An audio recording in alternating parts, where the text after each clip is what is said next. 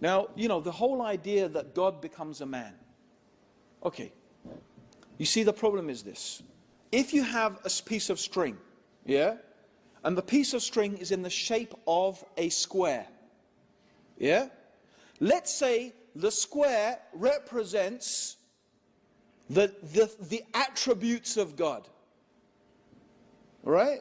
I'm not saying that God is like a square. I'm just saying it represents. So the square, we replace infinite, eternal, self-sufficient, and we just, instead of all of those words, we just have a square.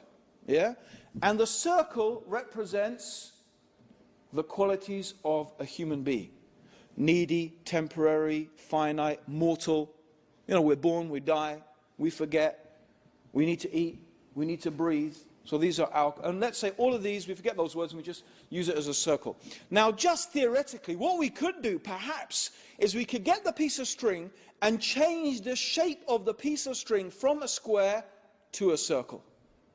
So perhaps you could make the square into a circle, and you could make the circle into a square. But what you can't do is make the square into a circle and it's still a square at the same time. Right? Something can't be blue and red and still be blue. You can't make blue red and it's still blue. The circle can't be made a square and still be a circle. But that's what they're trying to say. God became a man but was still God. Doesn't make any sense. It's an impossibility. And wait a minute. These Christians are telling everybody in the world that you're going to go to hell forever if you don't believe something impossible. God is telling us, according to their religion, if we don't believe something absolutely impossible, you'll go to hell forever. So I have to believe something impossible without any proof, because by definition, you can never prove an impossibility. How can you prove something impossible? You can't. So I have to believe something impossible without proof. It's simple. I'll tell you something.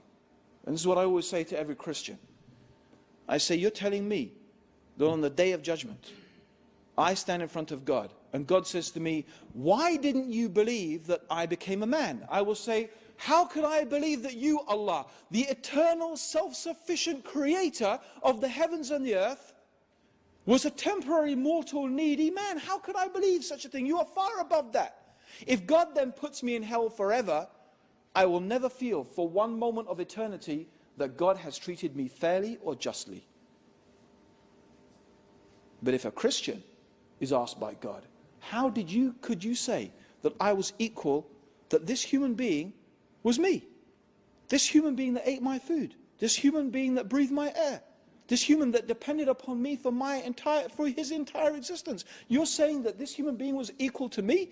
If that person goes to hell forever, they will know that they deserve to be there. They all know it. That's justice. That is justice.